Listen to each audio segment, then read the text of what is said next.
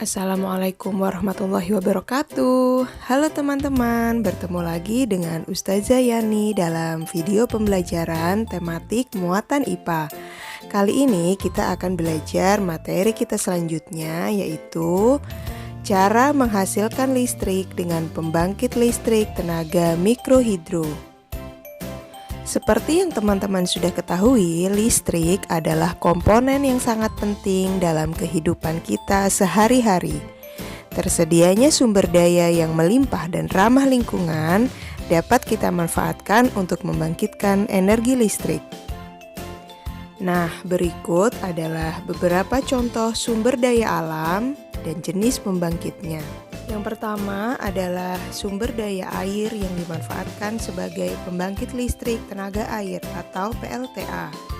Yang berikutnya adalah uap yang dimanfaatkan sebagai pembangkit listrik tenaga uap atau PLTU.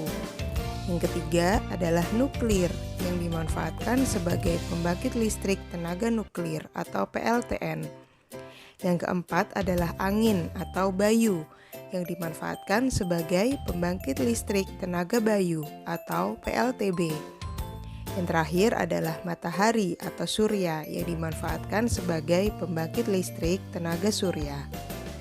Pada video pembelajaran kali ini, kita akan fokus di satu pembangkit listrik saja, yaitu pembangkit listrik tenaga air.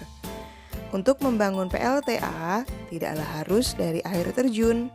Pada prinsipnya, setiap air yang mengalir walaupun alirannya lambat, seperti sungai dan selokan, dapat dijadikan sebagai pembangkit listrik. Hanya saja, daya yang dihasilkan tidak selalu memadai. Lalu, bagaimana ya sebuah pembangkit tenaga air bisa menghasilkan listrik?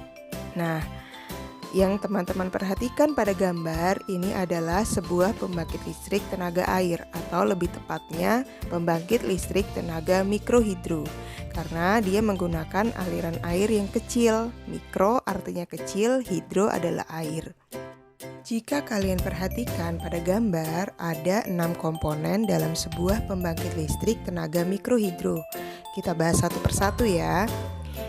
Gambar nomor 1 dan 2 adalah aliran sungai. Aliran sungai menjadi sumber energi dalam pembangkit listrik ini. Saluran air dibuat miring agar aliran airnya lebih deras. Kemiringannya sekitar 25 derajat. Gambar ketiga adalah kincir air. Aliran sungai akan menggerakkan kincir air. Kincir ini berfungsi untuk mengubah energi potensial air menjadi energi gerak. Putaran kincir air akan dihubungkan dengan generator. Yang keempat adalah penghubung kincir air dan generator. Nomor 4 gambarnya yang di bawah ya, yang bulat di bawah. Alat yang digunakan biasanya adalah sabuk seperti karet dan roda gerigi yang dihubungkan langsung pada poros kincir air dan generator. Yang kelima adalah generator. Nah, alat ini merupakan komponen utama. Ketika kincir air bergerak, maka generator juga akan ikut bergerak. Generator yang bergerak ini akan mengubah energi gerak menjadi energi listrik. Komponen inti terakhir adalah saluran transmisi.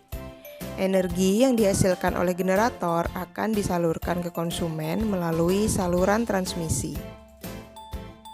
Nah, pada sebuah pembangkit listrik tenaga air atau mikrohidro, semakin deras aliran sungai, maka semakin cepat juga putaran kincirnya. Jika kincir bergerak cepat, maka generator pun bergerak cepat. Dengan begitu, listrik yang dihasilkan pun semakin kuat. Oke, itu tadi penjelasan singkat mengenai cara menghasilkan listrik dengan pembangkit listrik tenaga mikrohidro. Sekarang kita lanjut ke tugas ya. Jawablah pertanyaan-pertanyaan berikut dengan melihat kembali video yang saya berikan hari ini. Selamat mengerjakan, semoga bisa dipahami ya.